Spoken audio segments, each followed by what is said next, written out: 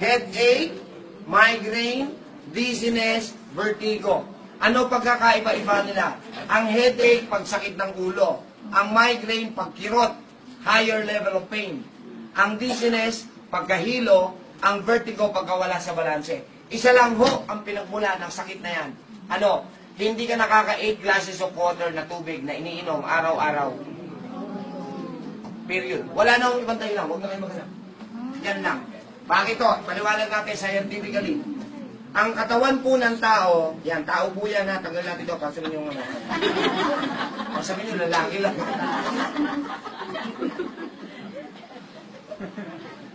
Kalokohan ko talaga. Ang katawan po ng tao, 70% tubig ang laman. Ang brain natin, 80% tubig ang laman. Every time na nagsasalita po tayo, bumababa po yan. Nagre-reproduce tayo sa live. Pag pinawisan, bababa. Pag umihi, bababa. Pag dumumi, bababa. At pag may bisyo ka, doble ang baba. Kailangan ma-replenish mo yung nawalang tubig. Tama ba? Para maibalik mo sa 70. Question. Para ma-replenish mo yun, kailangan daw nakakawalong basong tubig ka at least in a day. At ang sabi, tubig! Hindi kasama kape, gatas, tsaa, juice, soft drinks, at soup. Hindi kasama yun. Ang sabi ay, tubig. Malaking tanong, nakakawalo ka ba? At dahil hindi mo na ibalik sa 70. Bukas, makakawalo ka ba? Kung hindi ulit, pababa ng pababa yan. At dahil bumababa yan, lumalapot ngayon ang dugo. Lumalapot ngayon ang dugo. Pag malapot ang dugo, ano ang tendency? Law of gravity. Asan ba ang brain? Nasa itaas o nasa ibaba? Saan? Hindi nga.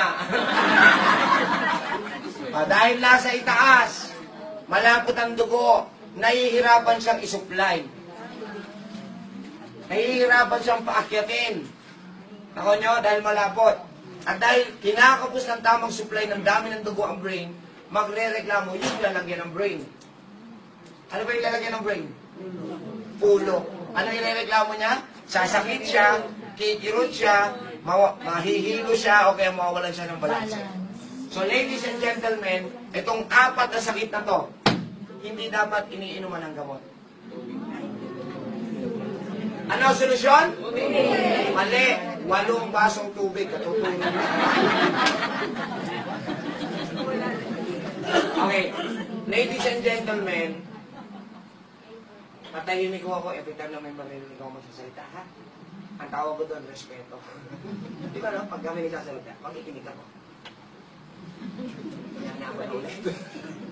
Dali lang palang tirahin itong mga to. Nire-reverse ko lang kayo. Okay, ladies and gentlemen, ang kaisa-isang nilikha ng Panginoon na pwedeng irin ng tao ay tubig. Huwag niyo namang pilitang palitan. Matalino pa kayo sa lumikha eh. Tapos magtatanong kayo sa doktor, ba't kayo nagkakasakit? Eh, ito nga isang unang-unang napakasimpleng ibinili ng Panginoon na gawin mo sa katawan mo. Hindi mo magawa. Nagtataka pa kayo, ba't kayo nagkakasakit? Tapos pag nasa-share mo na, parang ang babait nyo naman. Nanaintindihan niya yan? There's no such replacement for water. Ayun, alam niyo na, ba't yung may sakit? Alam niyo na? Uwi na, sige na. Maligo. Naintindihan niyo? Ganon ka-importante ang tubig. Huwag niyo namang palitan. Alam niyo, naiinis ako dahil may naririnig pa ako nagre-reklamo niya.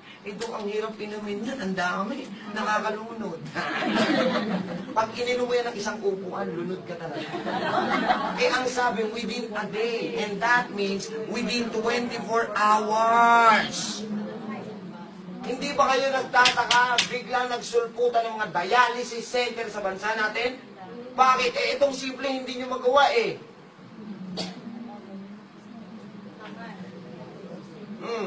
Tingnan nyo ha, nagre-reklamo sa 8 basong tubig sa loob ng 24 oras. Pero Red Horse, nakakatatlong kahon.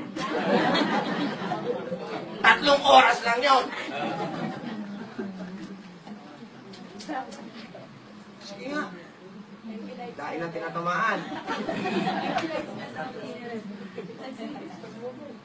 Ay, di lalo na yun.